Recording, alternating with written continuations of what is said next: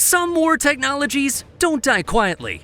They vanish for a while, only to come back with a new name, a tweaked concept, and usually a much bigger price tag. And just when it looks like they might finally work, they get scrapped all over again. This happens more often than you'd think. Not because the ideas are terrible, at least not always, but because military innovation lives in a strange space between ambition and reality. This episode isn't about weapons that were never gonna make it or something like that. It's about the ones that almost did. The tech that got built, tested, reimagined, and still couldn't quite stick the landing. Some were ahead of their time. Others were just frankly too weird to work. But all of them shared the same fate. And I guess that's what makes them so interesting. Because every time one of these projects rises from the dead, it says something about how we imagine war, and how often those imaginations crash into hard limits. So without further ado, let's dig into some military tech that just wouldn't stay dead. There's something strangely captivating about the idea of a flying aircraft carrier. A ship in the sky floating far above the battlefield, launching fighter planes from the clouds like it's straight out of a comic book. But the wildest part is, the US actually tried to make it. In the 1930s, the Navy built two enormous airships, the USS Akron and the USS Macon. They were nearly 800 feet long, filled with helium, and designed to carry, launch, and recover small fighter planes mid-air. The technology worked, sort of. Planes were lowered from the belly of the airship on a trapeze mechanism, flown out for scouting missions, and then hooked back in while the airship was still flying. It was one of the most ambitious aviation experiments of its time, but it didn't last. The Akron was lost in a storm off the coast of New Jersey in 1933, killing 73 people. And 2 years later, the Macon followed suit, crashing into the Pacific. Both tragedies exposed the limits of trying to combine flight and heavy airship design with military use. Needless to say, the idea was quietly shelved. Too dangerous, too expensive, and too far ahead of its time. Still, the concept never fully died. During the Cold War, the Air Force revisited the dream, not with helium giants, but with experimental designs that might use hybrid lift systems and better materials. Project Arion was one of those efforts. It aimed to build a flying wing-style airship that could stay aloft for days and act as a high-altitude platform. The problem was, the more complex the design came, the more problems emerged. Instability, weight issues, and control systems that couldn't handle the real-world challenges of wind and weather. Even today, the flying aircraft carrier idea makes the occasional comeback, especially in discussions about drone warfare. Defense planners have floated ideas about launching swarms of drones from high-altitude balloons or solar-powered platforms. It's not exactly the same as launching jets from a skyship, but the spirit of the idea is there. The reality, though, is, while it sounds incredible on paper, the flying aircraft carrier keeps getting grounded by the same old problems. At some point, someone looked at regular tanks and thought, what if it had legs? Not metaphorically, I mean literally. The idea of a walking military machine has been around for decades, and to be fair, there's a certain logic to it. Let's face it, wheels and tracks have limitations. They get stuck, they struggle on uneven terrain, and they can't always keep up with the demands of modern mobile warfare. So why not build a tank that can step over obstacles like a giant metal animal? The Soviet Union actually dabbled in this during the 1930s with a series of fantastical prototypes, one of them nicknamed the Walking Fortress. It never made it past the sketchpad. The technology simply wasn't there, and the idea was shelved. Fast forward to the 2000s, and DARPA, the US military's experimental tech branch, brought the concept back in a much more grounded form, the Legged Squad Support System, or LS-3. It looked like a robotic mule and was basically designed to carry gear for soldiers across rough terrain. It could walk, trot, and even follow voice commands. The videos went viral. It was impressive, but also loud. Really loud. Turns out, a robot that sounds like a diesel engine struggling through gravel isn't ideal for stealth missions. And when tested in the field, Marines reportedly found it too distracting.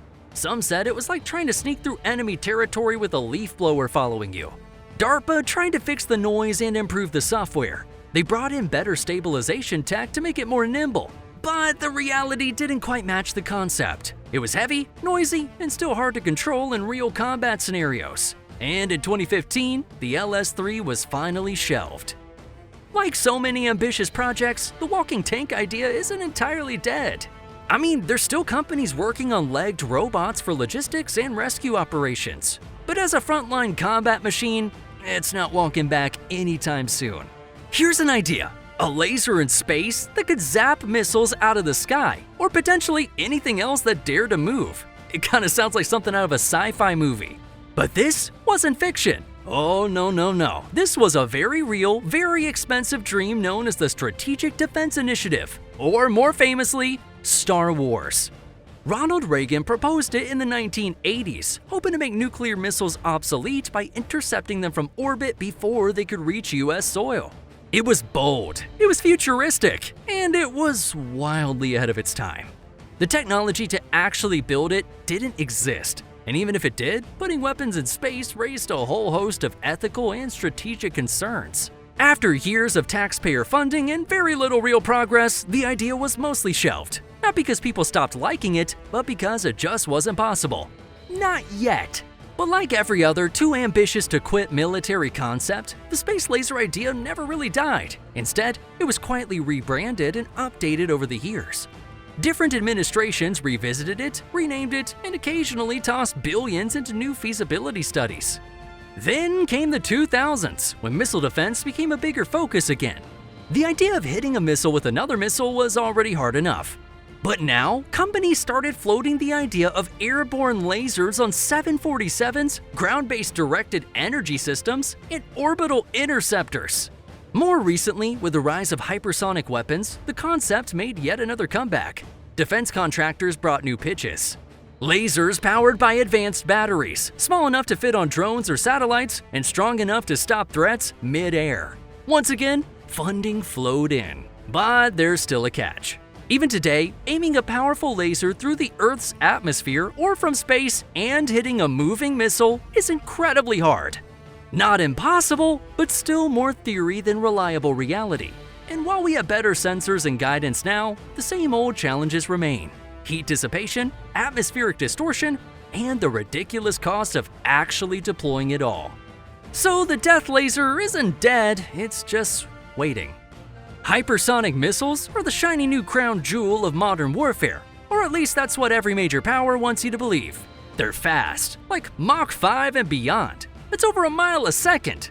In theory, they can slip through defense systems before anyone even knows they've been launched. It's the kind of tech that promises a serious edge on the battlefield, assuming it actually works.